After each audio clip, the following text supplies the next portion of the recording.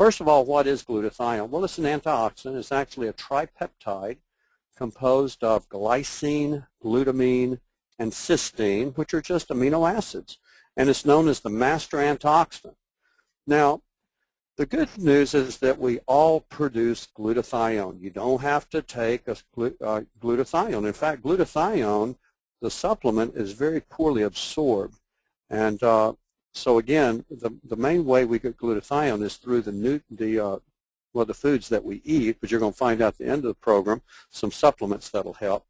But the good news is we produce our own glutathione. The bad news is that there's many things that deplete our glutathione levels, like exposure to toxins and pollutants and even drugs and xenobiotics.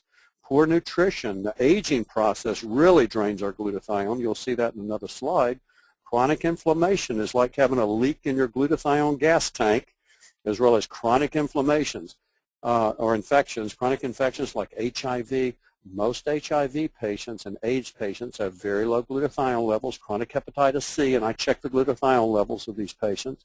They invariably have low glutathione, as well as chronic EBV, chronic degenerative diseases, and it could be chronic arthritis, it can be rheumatoid arthritis, it could be Alzheimer's, it could be Parkinson's like I talked about, it can be just chronic heart disease, chronic liver disease, chronic kidney disease.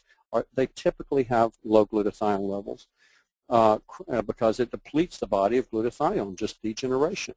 Pollution will deplete your glutathione levels. Lack of sleep will deplete glutathione, as well as stress, excessive stress, not coping with stress, traumas and major life events, divorces, lawsuits, all of this. It depletes your glutathione levels. And especially toxins deplete the glutathione. And realize there's almost 70,000 industrial chemicals that are found in common products, with 1,000 new synthetic chemicals introduced every year. And our body uses up glutathione when it detoxifies these chemicals.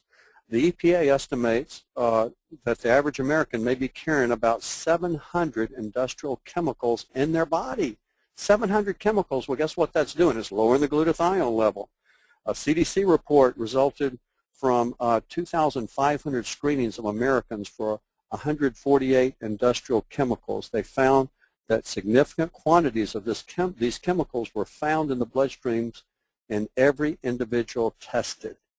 Realize there's over 900 drugs that's been linked to liver damage and low glutathione levels as a result, including statin drugs. There's so many Americans on statins for high cholesterol, but the doctors don't realize it depletes glutathione. That's why a common thing we see as physicians is elevated liver functions. And that's why it's important to put these people on a glutathione boosting supplement, because it'll help to correct a lot of the liver function abnormalities. Hormone contraceptives, antibiotics, also chemotherapy drugs.